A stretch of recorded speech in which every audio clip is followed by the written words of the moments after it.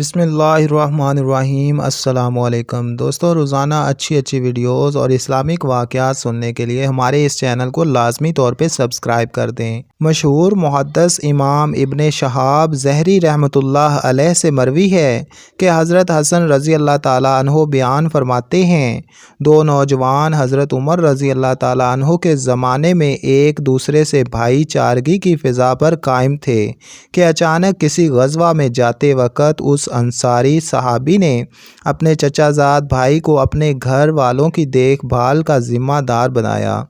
ایک رات چچا زاد اس انصاری صحابی رضی اللہ تعالیٰ عنہ کے گھر گیا تو دیکھا کہ بتی جل رہی ہے اور خوشبو کی مہک ہر طرف پھیلی ہوئی ہے۔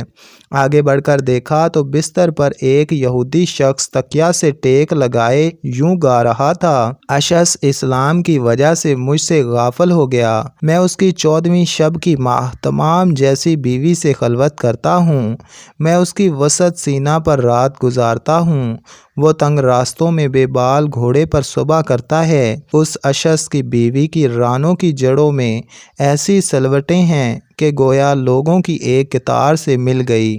چچا زاد بھائی نے جب یہ سنا تو اس کے ہوش اڑ گئے، وہ فوراً اندر گیا اور نہ صرف اس یہودی شخص کو بہیمانہ طریقے پر قتل کر دیا بلکہ اس کو کھینچ کر راستے میں ڈال دیا۔ حضرت عمر فاروق رضی اللہ تعالیٰ عنہ کو اس کی اطلاع کسی طرح ہو گئی تو آپ منبر پر چڑھے، خطاب کیا اور فرمایا کہ حال ہی میں کسی شخص نے کسی کو قتل کیا ہے، اگر وہ یہاں موجود ہو تو کھڑا ہو جائے۔ چچا زاد کھڑا ہو گیا تو حضرت عمر رضی اللہ تعالیٰ عنہ نے پوچھا، اللہ اس کو تباہ کرے، بتاؤ ہوا کیا تھا؟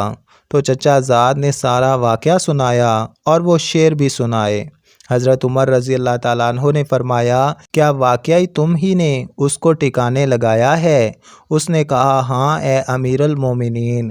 آپ نے فرمایا، اللہ اس کو غارت کرے، اور پھر اس کے خون کو باطل قرار دیا، یعنی اس پر کوئی قصاص یا دیت واجب نہیں کی۔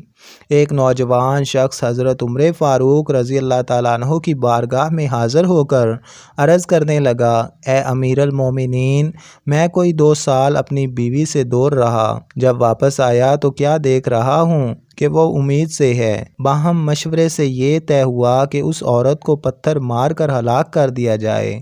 حضرت معاذ بن جبل رضی اللہ تعالیٰ عنہ کو جب معلوم ہوا تو آپ نے کہا، اے امیر المومنین، غلطی اس عورت نے کی ہے، لہٰذا اسے سنگسار فرمائے، مگر شکم مادر میں پڑے اس بچے کا کیا قصور ہے؟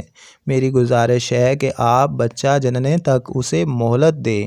چنانچہ اس نے ایک بچے کو جنم دیا جس کے سامنے کے دونوں دانت نکل آئے تھے۔